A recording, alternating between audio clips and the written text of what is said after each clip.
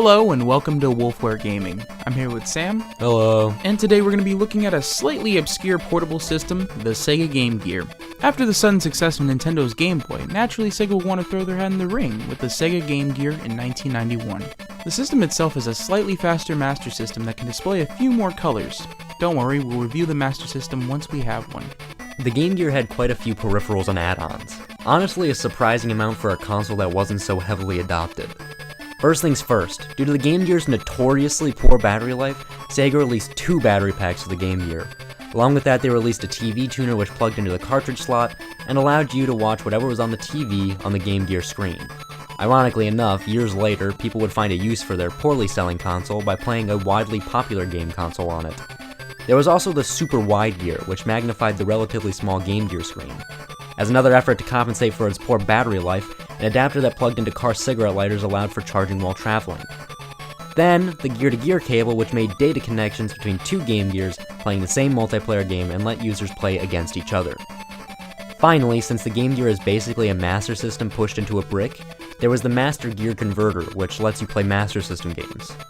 There are a few things to know about the Game Gear if you plan on going out and buying one, or have one in your closet somewhere. The original Game Gears are known to have bad capacitors which can affect sound and picture. They must be replaced eventually to avoid the system from either shorting out or having lower sound and what looks like color bleed on the screen. Although the Game Gear looks like it's built well, I do not recommend bringing this system out. I had a Game Gear before and dropped it, then later found out that where the console landed, the plastic was gone. I've also ran into things like the brightness wheel falling out. It's not too rugged. At least, not the original Sega run of the console. Later on, Sega licensed out production of the Game Gear to other companies, like Majesco. Majesco's version of the Game Gear is known for being better built with a lower failure rate in the capacitors than its official Sega counterpart. But even then, some people have reported the Majesco versions having more washed out colors, resulting in some blurriness on the screen. It appears to be hit or miss with the hardware expansions. Some say that the Master Gear Converter may or may not work, and that the TV tuner just straight up doesn't work. Though, take what I'm saying with a grain of salt. This information is based off of my research, since we have a Sega-made Game Gear. Well, let's look on the bright side. At least the Game Gear comes in quite a few designs and colors, ranging from blue and red to a special Coke design only sold in Japan. Chances are you'll be getting a black console since they add about $20 extra for a simple color change. But after all that information on the hardware, let's look at some games.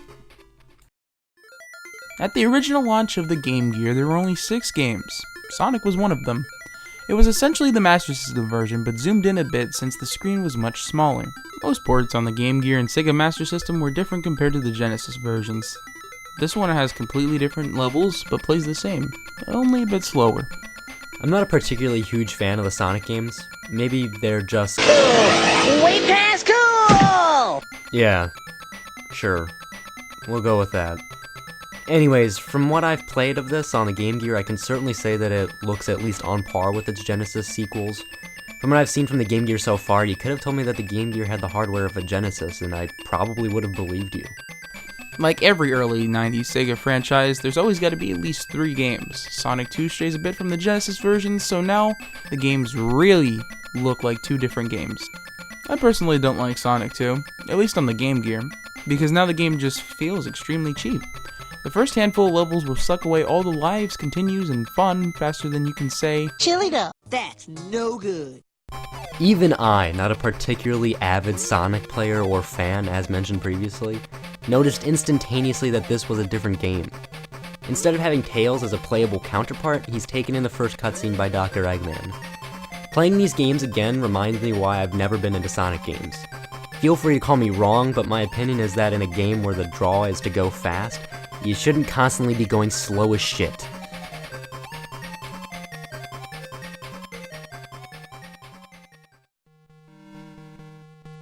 Ah yes, my favorite Game Gear game of the bunch. Super Comms is basically another Tetris clone. It has a few differences that make it more like Dr. Robotnik's Mean Bean Machine or Kirby's Avalanche, and makes Super Comms much more unique than just another Tetris clone, as I put it. Honestly, I think I like it so much because it's really simple, so it makes for a good handheld game. Something that I'm sure you can find a way to sink many hours into if you're on a long car ride, as long as you have the portable Game Gear charger, that is. simple games on portable consoles are always welcome. Puzzle games are also always welcome, for me that is. Super Columns is just like the Genesis Columns, but that can be seen as both an up and a down.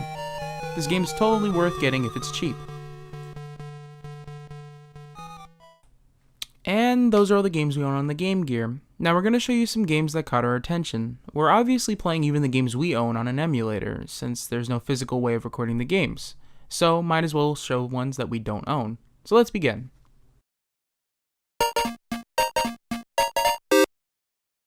I was certain that when I put this game on the list that it would probably be good, or maybe on par with the DuckTales game. I was a little wrong. This platformer is pretty poor in the controls department. Donald controls like a tank, which isn't really conducive to actual platforming. Speaking of things that hamper platforming, on some of the levels the platforms are near indistinguishable from the backgrounds. Another thing you'll soon be familiar with the Game Gear is that a lot of games play very clunky, don't use the system's capabilities to the fullest, and generally aren't good games. This is no exception. A lot of the challenge seems to be done by disabling the player from being able to avoid obstacles. It poorly uses the Game Gear's low resolution and makes it harder to tell whether or not a pit leads to a lower level or instant death. I can't say I recommend this game.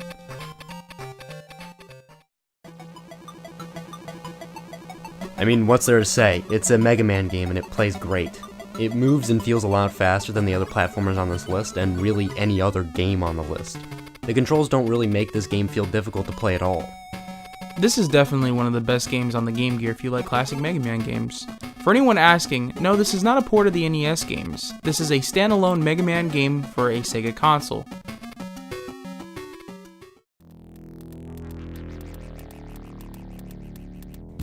This game feels like it kinda got the shit end of a port to me. The platforming works fine, but it seems that there's a delay in any button press. As well as that, enemies have a tendency to end up inside of you, which completely keeps you from being able to fight back. Besides that, all I can say about it is that it just feels a little wrong. Everything just feels off. This is a pretty bad port of Earthworm Jim. Hell, I didn't even expect it to be on the Game Gear because of how it felt like it could only be on the SNES and the Genesis. It's like Altered Beast on the Master System. It simply never should have been released on the last gen hardware. It's shit. He throws projectiles and arches, he's slow as fuck, the enemies come at you at angles that are impossible to hit with your dinky ass coconuts, and finally no clear objective is set for you. After falling off of a ledge that I thought was the end of the level, I could only assume that collecting enough floating sandwiches would open an exit. Before I could ever finish the level, I gave up, because the platforming and enemies were so obnoxious and terrible that I couldn't bear seeing myself continuing to attempt playing this game. I don't know what was going on in these developers' minds when they were making these games. Hey Bob, have you figured out how to make a well-designed map? Yeah, Joe, I put a big-ass chasm in the first 3 seconds of the game which requires you to run, which chances are the player wouldn't know that you can do, since you have to double-tap the D-pad to do so. Then put some timed platforms that led to death right after. Perfect! Ship it out tomorrow. The game's got a bit of lag, which I don't understand why. It looks pretty ugly in Game Gear standards. The game controls okay, but again, the level design is what gets me. They just throw in the cheapest stuff right in the beginning. Avoid this game. Not that you thought a fucking Garfield game would be good, right? This platformer isn't particularly bad. It certainly looks nice, but I'm not so sure the gameplay is all there. It basically plays like a scavenger hunt. Let's say this, if my favorite thing about your game is a Simon Says clone, you might have a problem. Let's get this out of the way right now. It's a game called Tempo and the music isn't that great. Both this game and the original Tempo have that problem. The bosses take forever to kill and they are typically not too nerve-wracking. Just don't expect this game to blow your mind. It certainly didn't blow mine.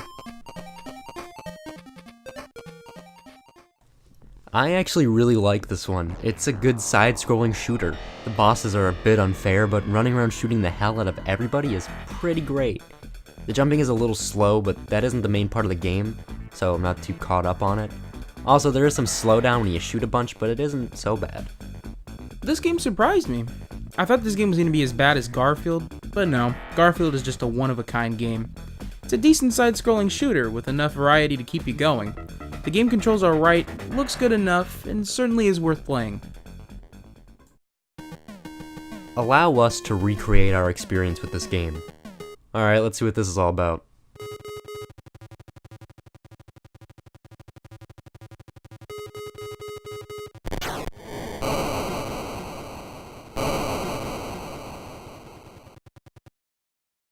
I don't know what exactly to do with this game. I go to the objective then immediately die. Besides that, it's one of those realistic games where you take maybe 3 shots then explode. There isn't music when you're in a level. Why? I don't know. I'm not too interested in figuring out what to do in this game, because it really isn't that gripping. In fact, it kind of puts me to sleep.